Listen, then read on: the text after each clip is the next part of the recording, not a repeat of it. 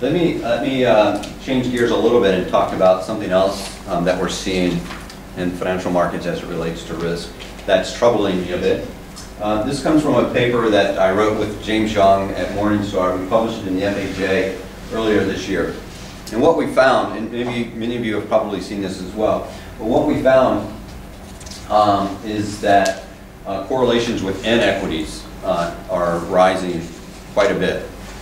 So we went back to, we took all the history that were available to us through the Center for Research and Security Prices in the US, which goes back to the mid-1960s.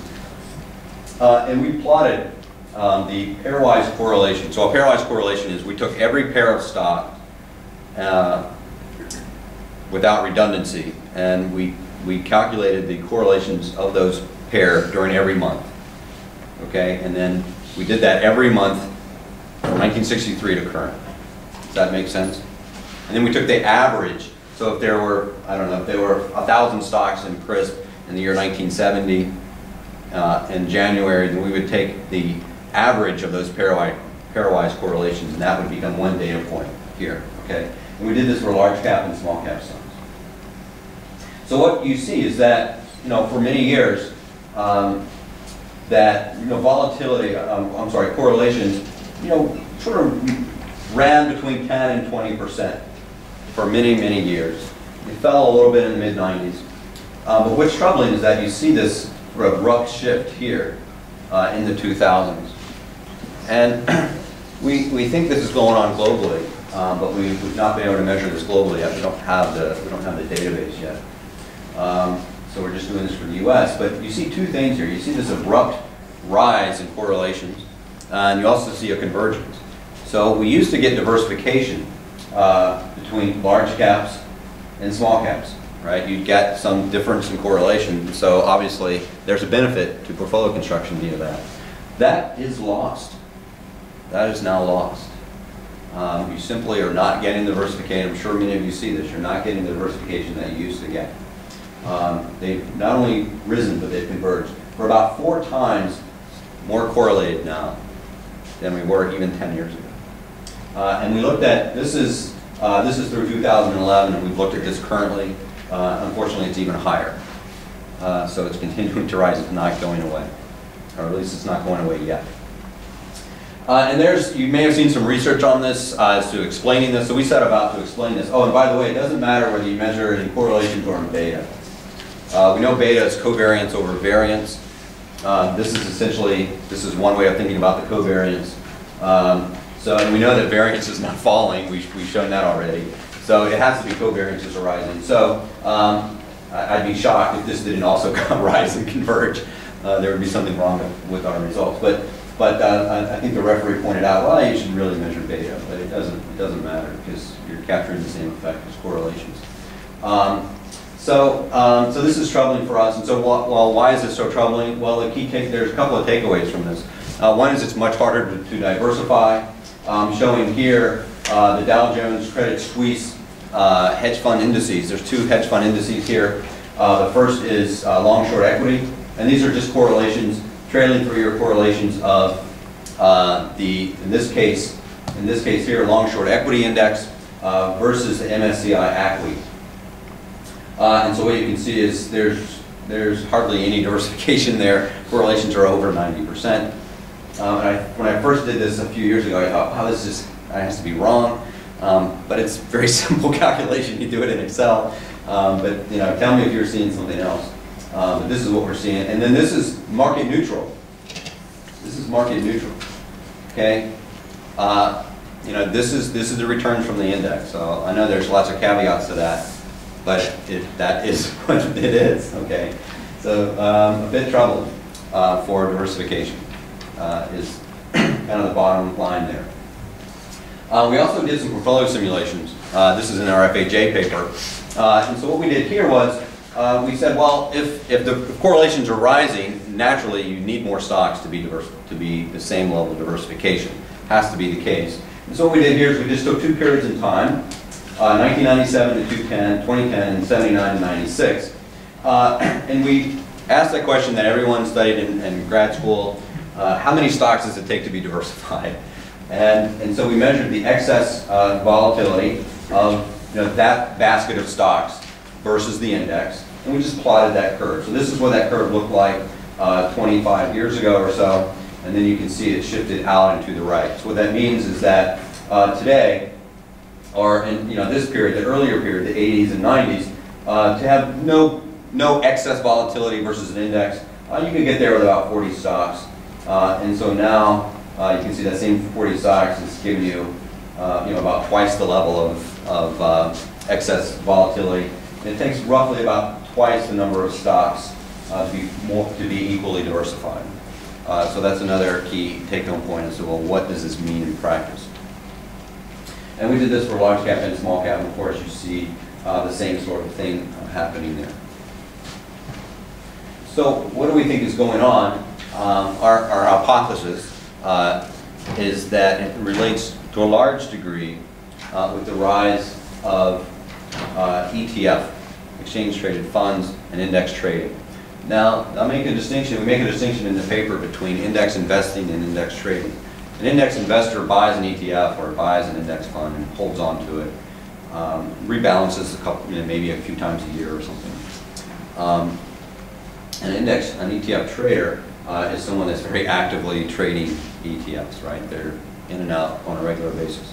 So it turns out that ETFs now account for about 1/3 of all dollar-weighted volume on U.S. exchanges. So 1/3 of all volume on the U.S. exchanges are ETFs. 10 years ago, almost zero. So we've gone from 0 to 30% of all volume in 10 years. And our hypothesis is that this has to be correlated to that. And the reason is, there's an empirical reason, which is sort of what I was just alluding to here. This line, versus that line, they're very highly correlated. Of course, correlation doesn't prove causality. So what's the theory? Well, the theory is very straightforward, right? If you buy a basket, a wide basket of stocks, then you're moving the market in the same direction for all that basket. I mean, by definition. So it's a thesis that lines up in my mind both theoretically and empirically. And so it may not be the case that ETFs are the whole thing here, or that's what's driving all of it, but theoretically it has to be affecting markets, by definition. And if it's 1/3 of all volume, how could it not be? So I've got a lot of resistance from the ETF community. I'm not anti-ETF or index. I'm simply saying, guys, this is what's happening. This is what we're observing. It's reality. We have to deal with it. Ignoring it and saying, well, it's not us. I'm not pointing fingers. I'm saying this is what's happening. So we're pretty sure. I mean, both theoretically and empirically, this is what's happening.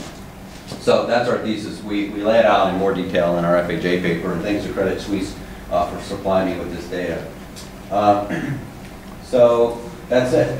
So I'm going to stop there and take additional questions. I think I'm about out of time. But thank you for your attention, and please, I want to hear from all of you. What's on your mind? What are you thinking about?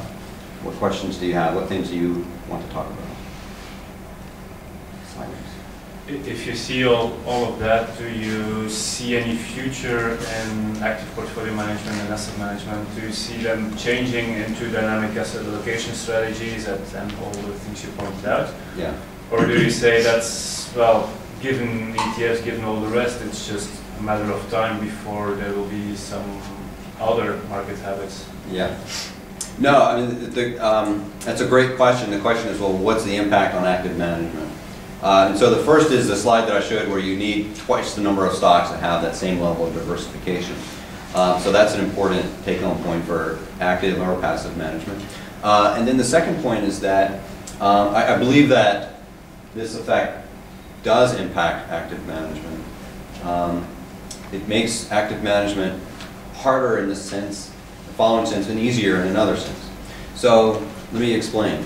So if markets are more highly correlated, then it means that all stocks are created equal.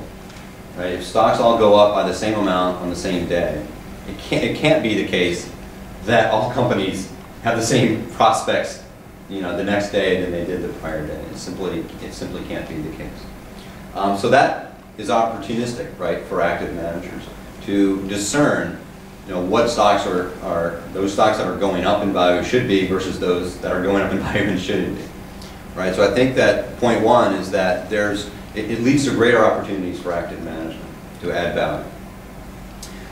The downside to that is that it may take longer for the market to realize that you're right, right? Because they're more highly correlated.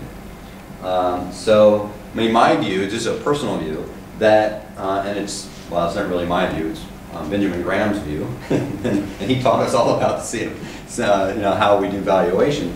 But his view is that companies are tied to fundamentals, that prices are tied to fundamentals. And I believe that with every fiber of my being, that ultimately the price comes down to the fundamentals. And so the question here with the correlations is, well, maybe it takes markets longer to realize that than it did before. So on the first half, it's maybe causes a wider divergence between fundamentals and the real price. On the other hand, it could take longer for the markets to realize that. So that's my answer. Does that make sense? Is that yeah? Just have to hope that clients are having patience. Yeah. Yeah, and then that you don't get in a self-fulfilling prophecy, because if rates keeps on going down, like on European debt, if spreads keep on going up, then at a certain moment fundamentals don't matter anymore. Right. I mean, it could just take longer. Well, it could feel that way. It's not right? the only drive. It could take longer. Yes. Yeah, thank you for the presentation. In a way, passive management like ETF is free riding the clever analysis done by, or the analysis done by active managers, and they are growing in US. They are 30%, in Europe they are 15%, something like that, because of the low cost, etc. But to you, up to which point can they continue increasing? Up to which point can this free riding continue? Yeah, I mean, that's such a great question, and one that we don't have a really good answer to, and one that I would love to have a better answer to. So the question is, active management, sort of just stepping back,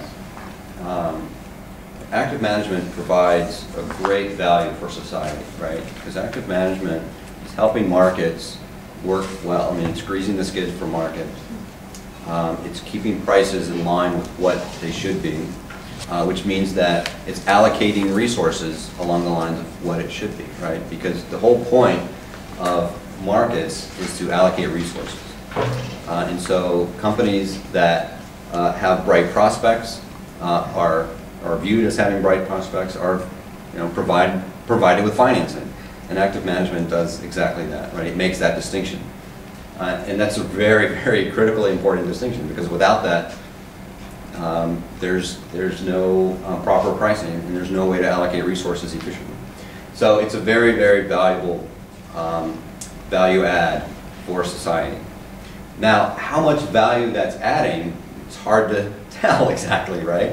And so how many of those analysts that you need is also hard to tell. Ken French did a presentation to the American Finance Association a few years back as the incoming president of the AFA, and some of you may have read this in the Journal of Finance, a very detailed presentation. And he set about to answer that question, and he's done a better job of it than anyone. And his conclusion was that, well, there's too many people in the finance, and there's too many active people in finance. So he set about, kind of measuring the value add and the cost of that stream. So, I mean, I'm probably exaggerating or oversimplifying his story, but I would encourage you to read that paper, because it's very involved, it's very detailed, it's very thorough, as you might imagine from Ken French. And I would encourage us as an industry to do more of that type of research, because I think those are important things.